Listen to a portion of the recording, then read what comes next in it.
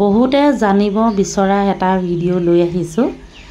মোৰ যিটো বেমাৰৰ দৰৱ মানে মই ব্যৱহাৰ কৰোঁ, মানে লগোৱা দৰৱটো দেই, এনেধৰণে চাওকচোন, এই লাখুটিডালতে কপাহ এটুকুৰা লগাই থোৱা আছে আৰু বটলটোত আছে এই ধৰণে লগাব লাগে।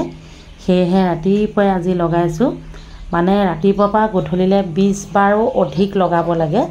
মই যেতিয়া বেছিকৈ অকণমান বিষ চিষ হৈ আছিলে 40 বাৰমান লগাইছিলোঁ। এইটো বটলতে পনীয়া হয় দৰৱটো। এনেধৰণে কিছুমান কাম কৰি থাকোঁ ৰাতিপুৱাৰ পৰা গধূলিলৈ, আৰু যি কাম কৰোঁ ওচৰতে বটলটো থৈ দিওঁ, মানে 2-3 মিনিটৰ মূৰে মূৰে লগাই থাকোঁ। মানে এনেধৰণে পনীয়া দৰৱহে লগাই দিয়াৰ লগে লগে শুকাই যায়, আকৌ 2 মিনিটৰ পাছত লগাব লাগে। এয়া হৈছে হালধি, আদা, তেজপাত, এনেধৰণে দি পেলাই ৰাতিপুৱা চাহ বনাই খাইছোঁ। তৰা গজালি আচাৰ বনাবলৈ লৈছোঁ দেই।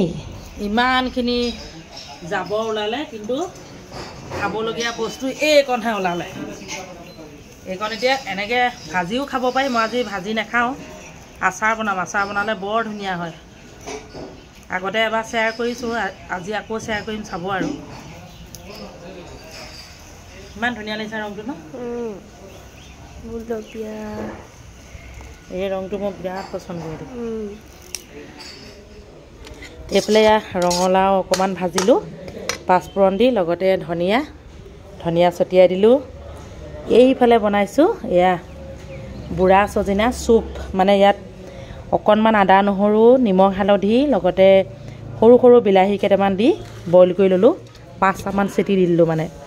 এতিয়া এইখিনি মই লাহেকৈ এয়া দেখিছেনে, হাতেৰে এতিয়া গোটেইখিনি খচি পেলাম, ঠাণ্ডা হ'ব দিছোঁ।